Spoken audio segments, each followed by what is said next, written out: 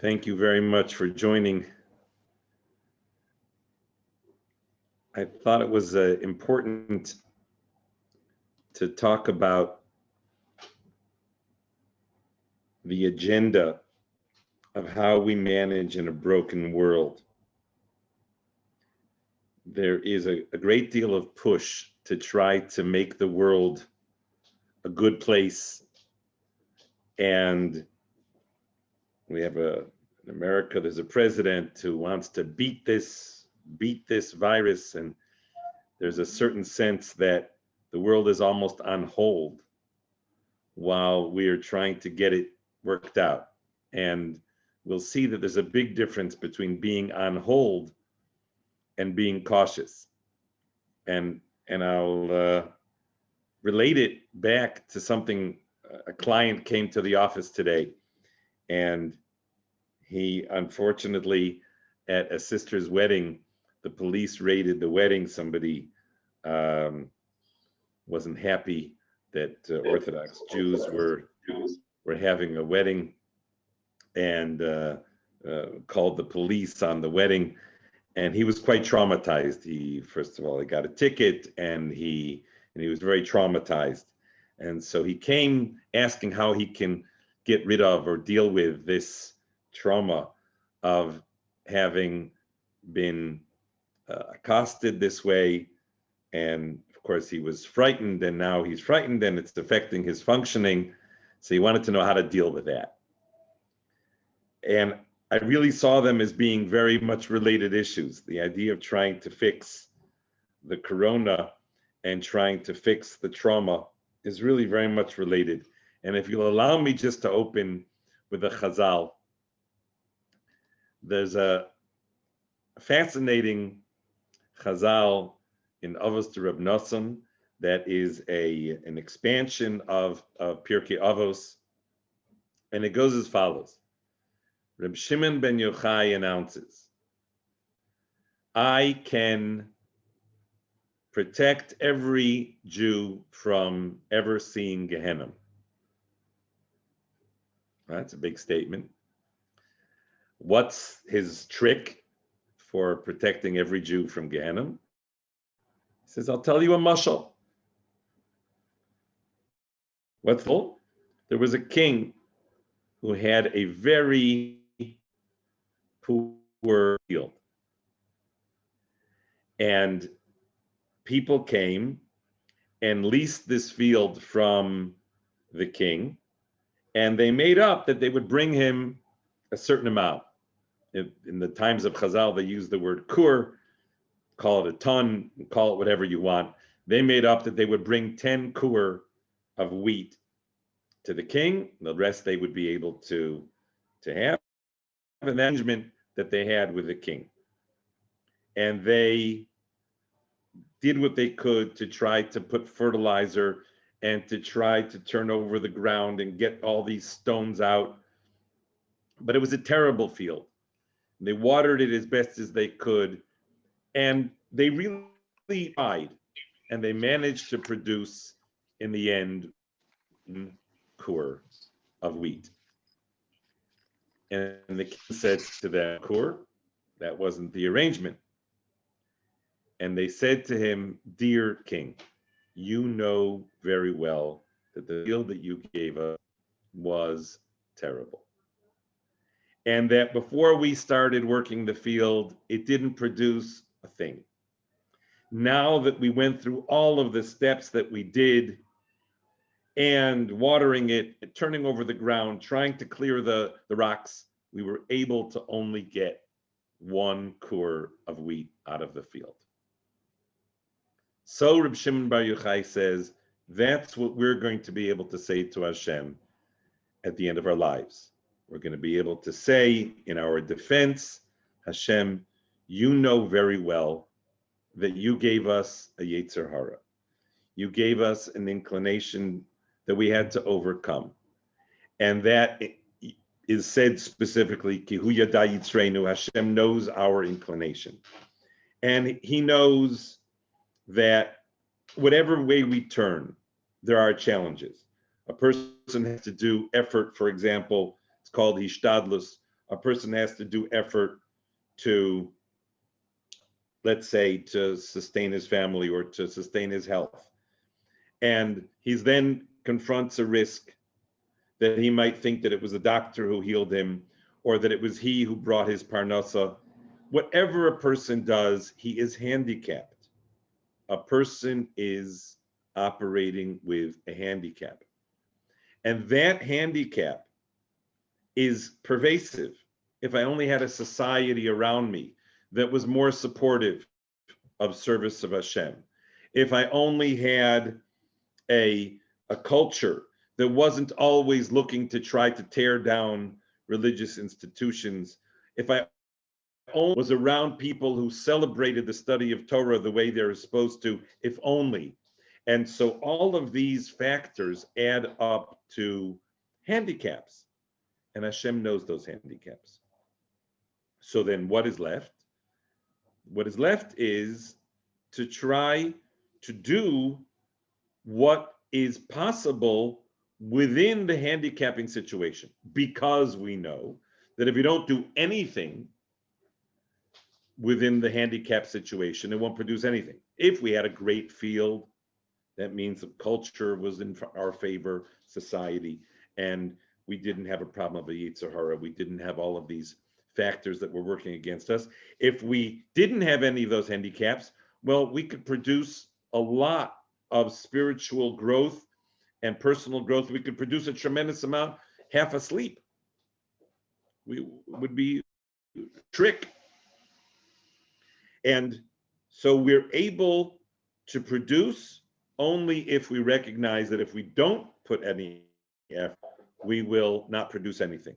So we have people who slip into these two extremes.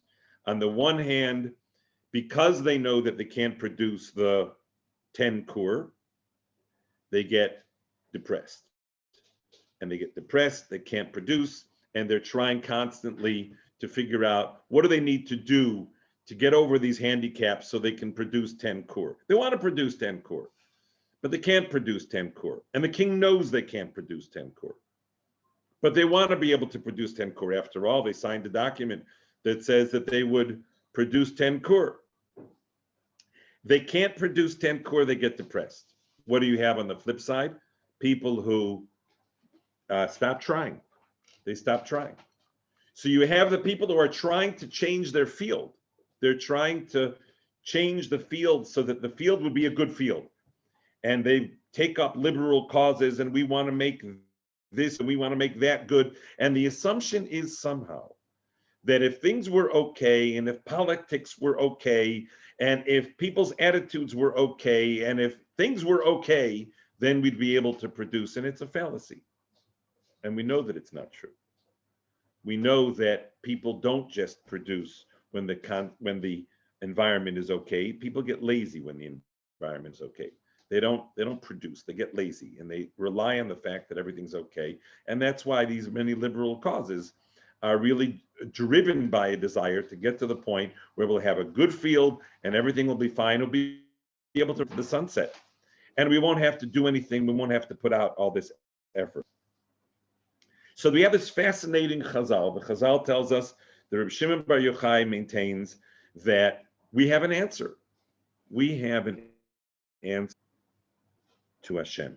We will tell Hashem that Hashem knows as well as anybody that we were operating with a handicap. And since we were operating with a handicap, we did the best we could. And we produced one kur, but that's a lot better than what the field would produce without our efforts. The field without our efforts wouldn't produce anything. So it's a very interesting and surprising thing to then ask the question, then how much do we really owe? Do we really owe one kur, because that's the most that the field can produce? Or do we really owe 10 kur, because that's what we signed when we took the field? What do we really owe? I mean, if we have this answer and we have an explanation for why it is that we couldn't produce more than one kur, then why should we be striving to produce more than one kur? And I want to make it even more I would like to sharpen the question if I can. There's a commentary of Rabbeinu Yonah. Rabbeinu Yonah is the master of ethical teachings. He's probably the world's Rebbe, as the world has gone through the Golus. The world's Rebbe is Rabbeinu Yonah. And Rabbeinu Yonah comments on the famous statement of Hillel. This statement is known so well that even in the non-Jewish world is considered one of the greatest pieces of wisdom ever said by a human being. And that is, Imena Nili Mili, if I am not from myself, who will be for me? Uchshani la'atzmi mo'ani, if I am only for myself, what am I? And if not now, when? V'im lo achshav emasai. Beautiful picture of balance of a person looking after himself, a person looking after his society, a person looking after the urgency of time that he has to do it because there is no way to push it off till tomorrow. Just a magnificent sense of balance. And the world has regarded this, as I said, as one of the great words of wisdom ever said. Rabbeinu Yonah does not follow the simple understanding really at all. Rabbeinu Yonah rather says as follows: if I am not for myself, who will be for me? Says Rabbeinu Yonah, if I do not motivate and energize myself to serve Hashem, nobody's going to do it for me. Because even if somebody else gives me a great pep talk and really boosts me in my service to Hashem, really gives me the riot act, and he really builds me up and pushes me to go do the service of Hashem, that'll last for an hour. That's what Rabbeinu Yonah tells us. But if a person finds within himself the motivation, finds within himself the energy, he finds the thoughts as to why he wants to serve and why he wants to grow, then it's an unlimited wellspring.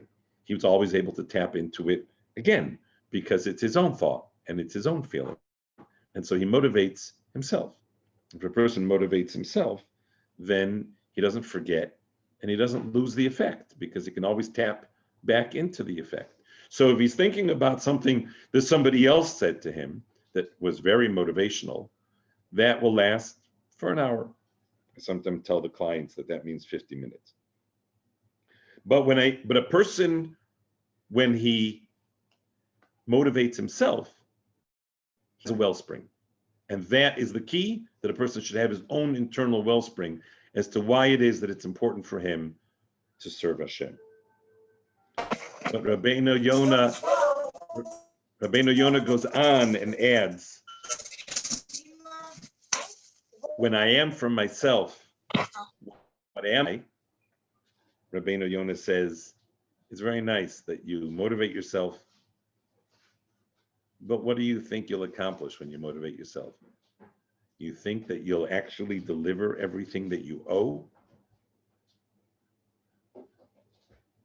He says you owe 1,000 times more than you have delivered. You owe 1,000 times more than you deliver.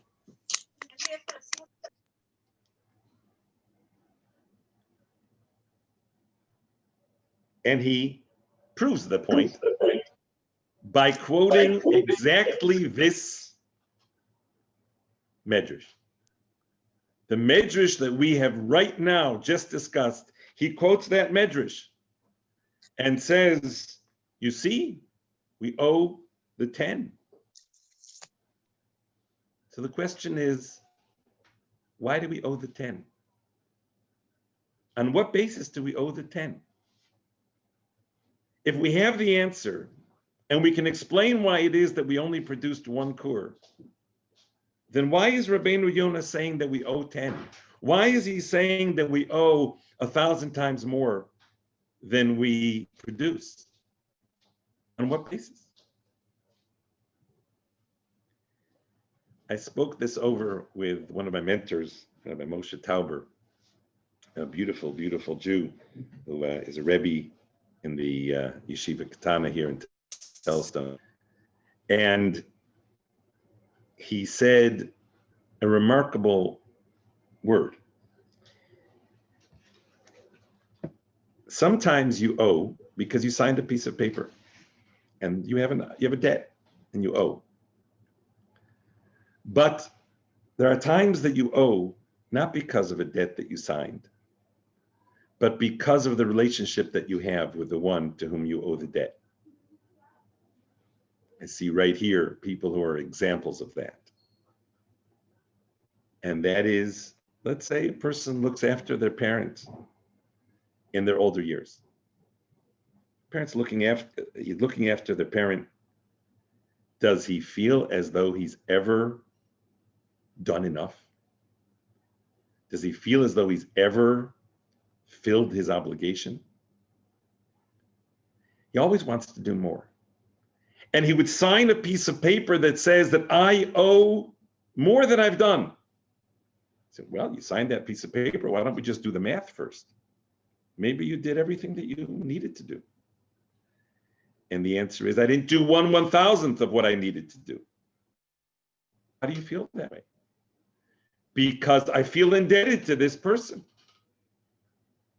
So that's not because I signed a piece of paper that says that I owe so and so much. It's because of the relationship that I have with the one to whom I feel the debt. And so Reb Shimon Bar Yochai was telling us that we can get out of Gehenna. We can get away to Gehenna. We have an answer. We can provide the answer. The answer is true. We have circumstances in our lives, the circumstances that are difficult, very difficult circumstances.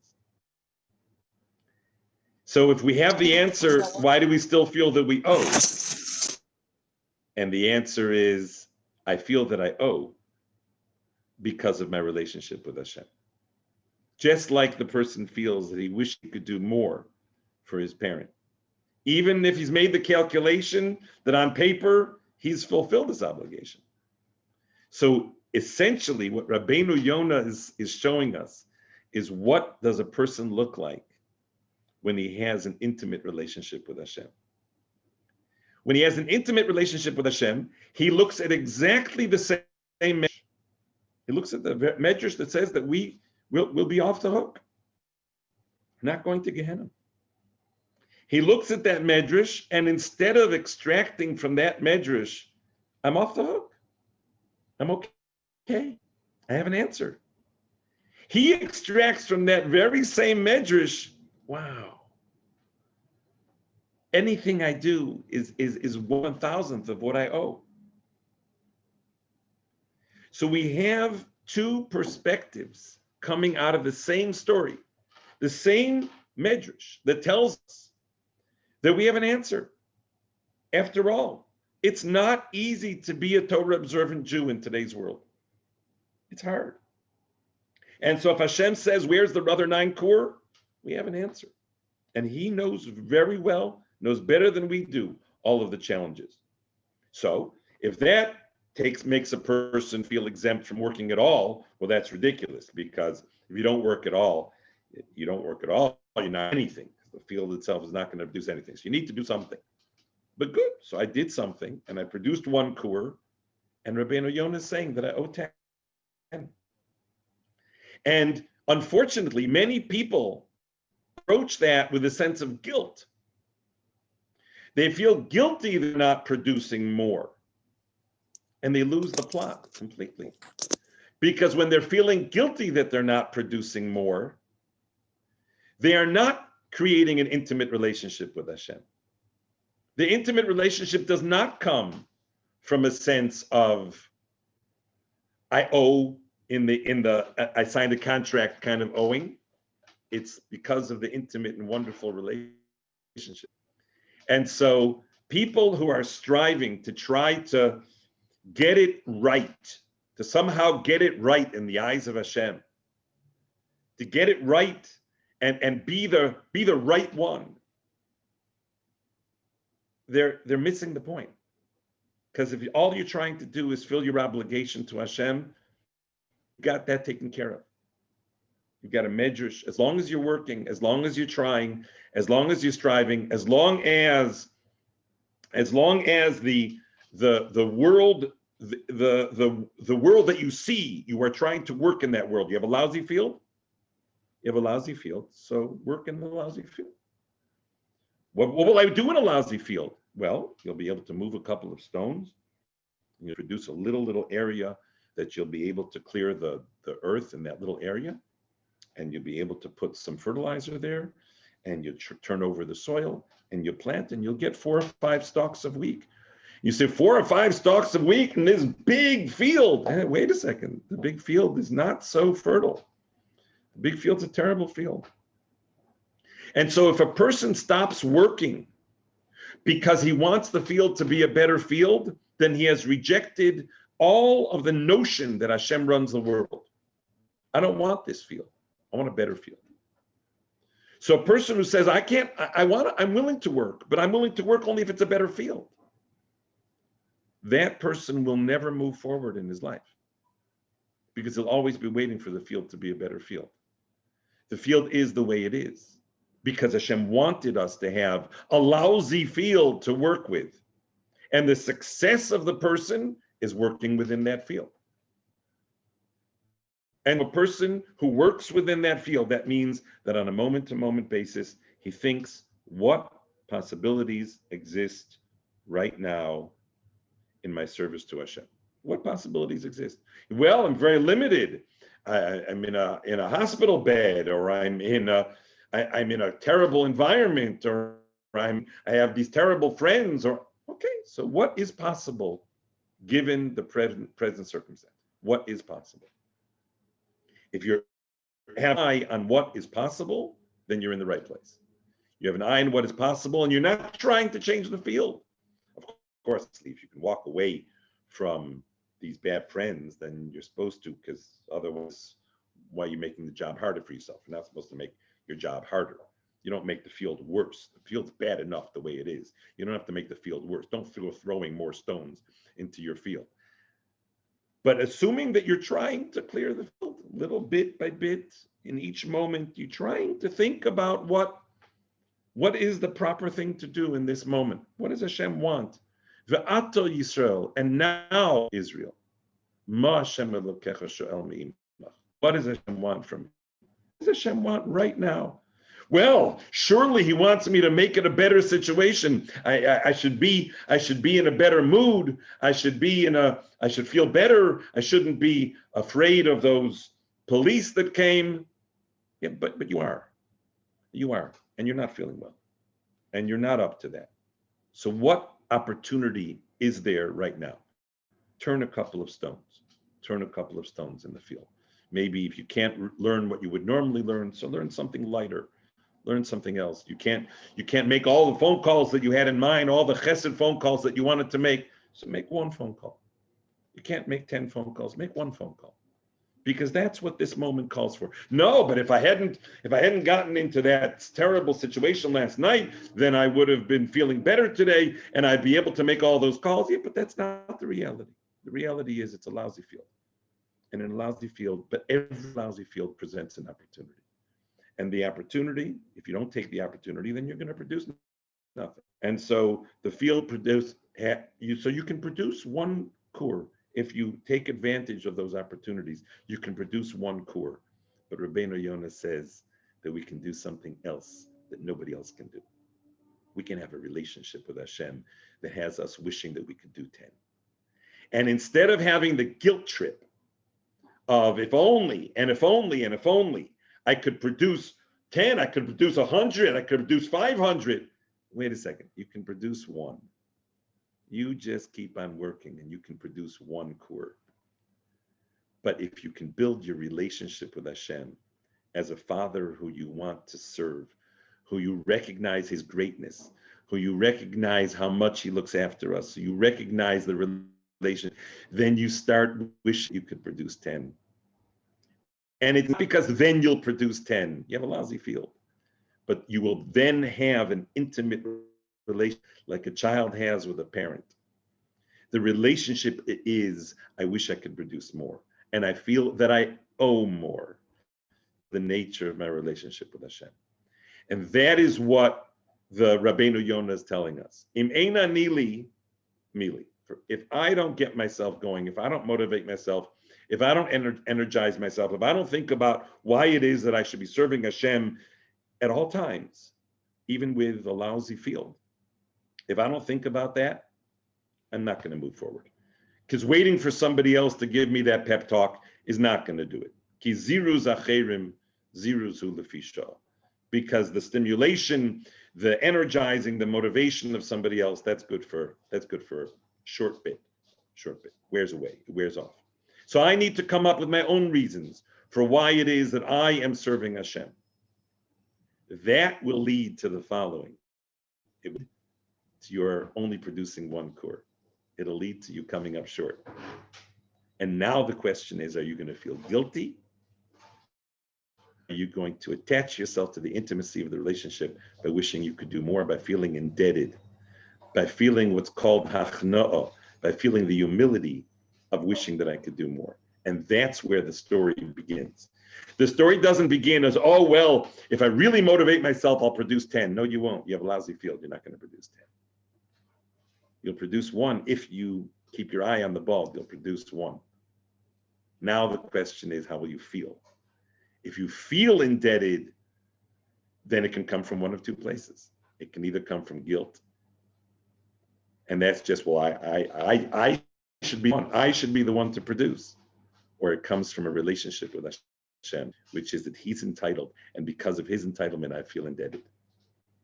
So, in a world that is very broken, and there's many people out there that are just trying to fix it, and they're putting the world on hold until they can fix it. And we turn back to them with a different attitude completely.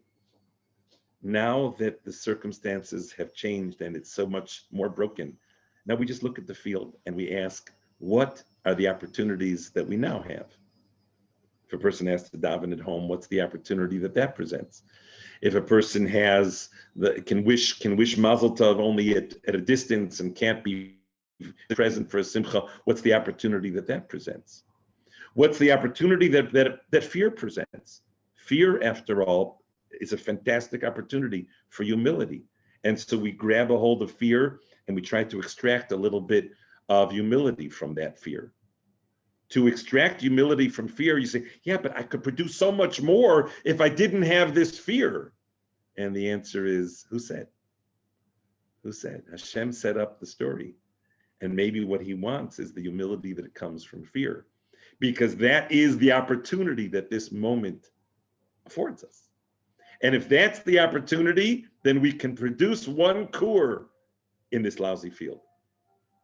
And the relationship that then ensues is a sense of indebtedness, a sense of overall humility and submission that says, to you, Hashem, I owe 10.